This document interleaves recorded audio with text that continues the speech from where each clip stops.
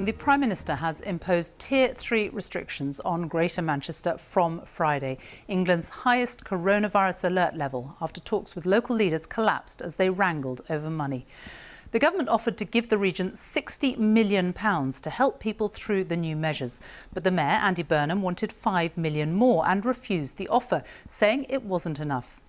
Hours later, Boris Johnson went ahead and imposed the toughest restrictions, saying not to act now would put the lives of Manchester's residents at risk. But from midnight on Thursday, all pubs and bars that do not serve substantial meals will have to close. There'll be no household mixing anywhere, indoors or in private gardens. Casinos and betting shops will shut. The region will receive £22 million to help with test and trace, among other things. But talks are expected to resume with the government and local leaders about how much more will be given as an economic support package for businesses. The government's offer of £60 million is still on the table. First tonight, our Deputy Political Editor, Vicky Young. For more than a week, the politicians have argued. For businesses, that's meant uncertainty and anxiety. Today, Chris's worst fears became reality. His pub in Wigan has to close. We sort of knew it was coming, so it was going to be bad news for the business and a struggle. But it's good news to finally get some information, to finally know, right, OK, we can start planning now, we can start making plans for the business, for the staff, and start figuring out what we're actually going to do. We've been waiting in limbo for 10 days, feels like a month. Greater Manchester's leaders have been demanding more money to help workers whose income will fall because of closures. They were given until midday to accept a final offer from the government, but there was no agreement, and ministers in London said they'd impose tougher restrictions. We made a generous and extensive offer to support Manchester's business. I want to stress, this offer was proportionate to the support we've given Merseyside and Lancashire. The Mayor didn't accept this, unfortunately, and given the public health situation, I must now proceed with moving Greater Manchester, as I say, to the very high alert level. And here is the Mayor finding out scraps of information during his own press conference. So it's going to be £20 million only, and they are going to try and pick off individual councils.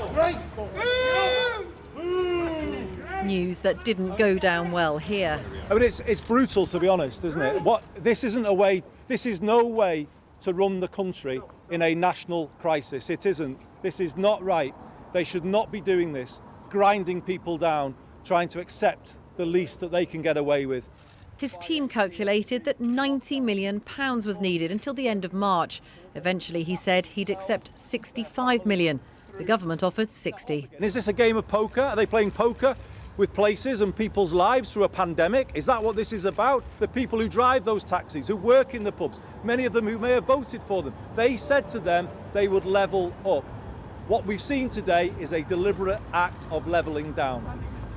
Well said, Andy. So what help is there for areas in the very high alert level Tier 3?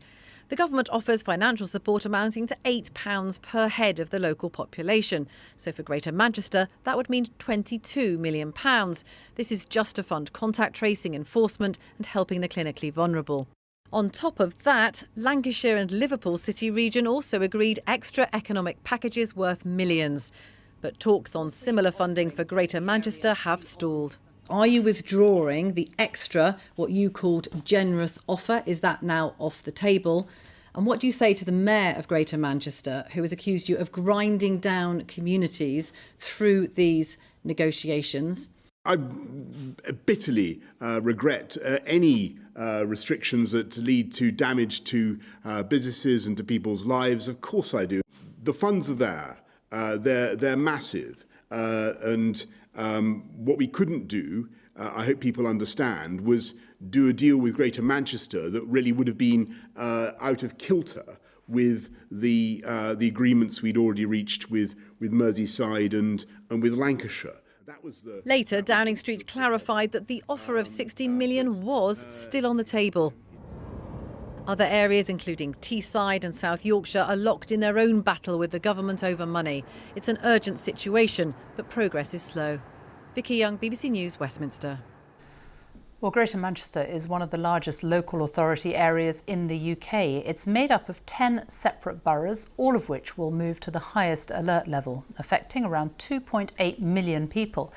Greater Manchester will join the Liverpool City region and Lancashire in the very high or Tier 3 alert level.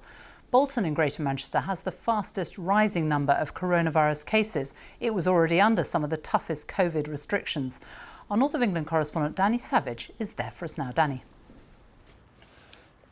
Sophie, there's already a high-profile campaign here in Bolton telling people what to do and what the restrictions are at the moment. There are these signs in the town centre, and during the day there are loudspeakers which broadcast messages telling people where to go and how to get a test if they need one. Now, the idea of these Tier 3 restrictions are to drive down the number of cases and stop the spread of coronavirus. But will they work? Well, we've been talking to people here today, and they are, some of them, doubtful that they will work.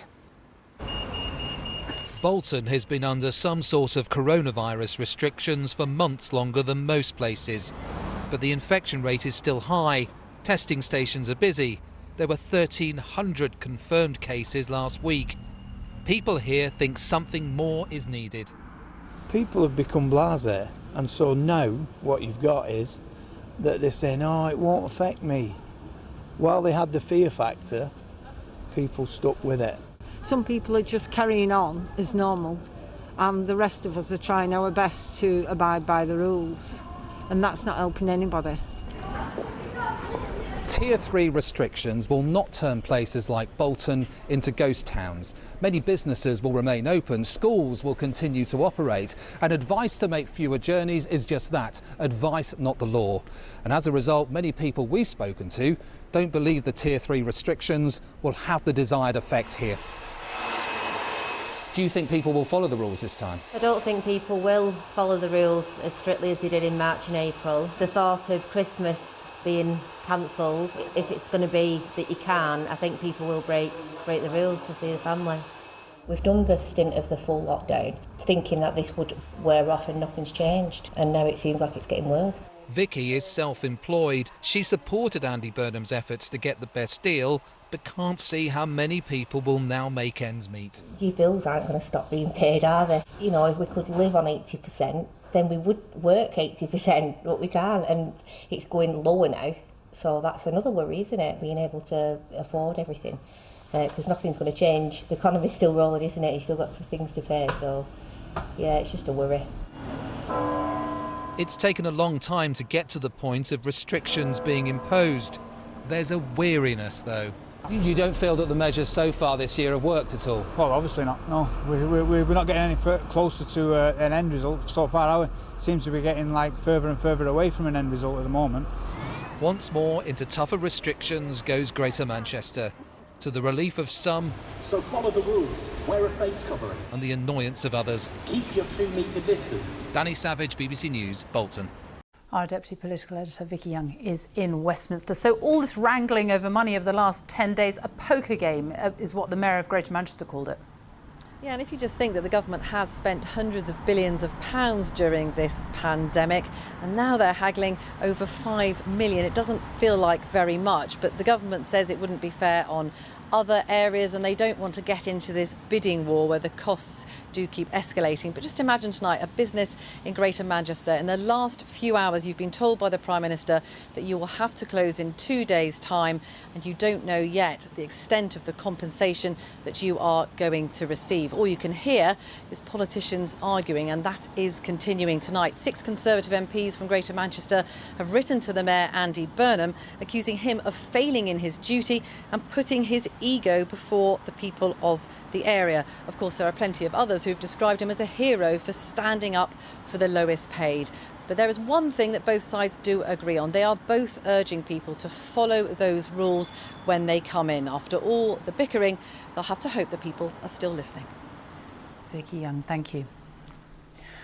The latest government figures show there were 21,331 new coronavirus infections recorded in the latest 24-hour period.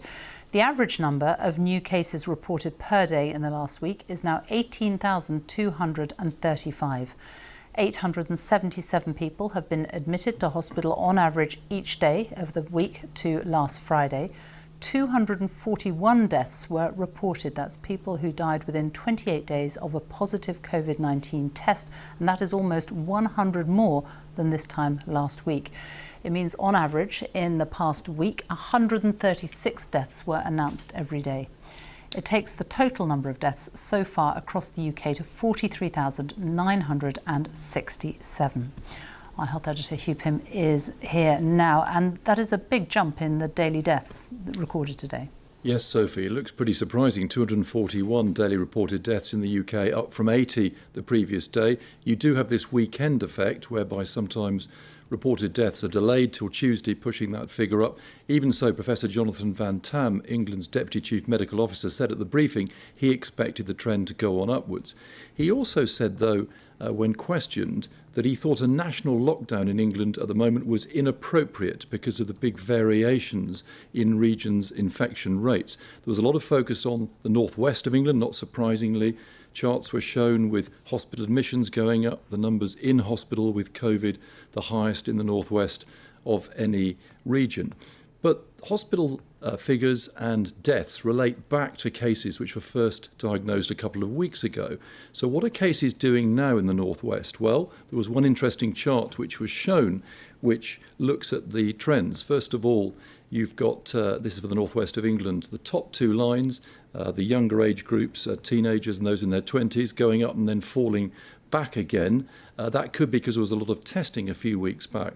But then at the three older age groups, the 60s, 70s and 80s, you see them going up quite substantially, but then beginning to flatten out in just the last few days.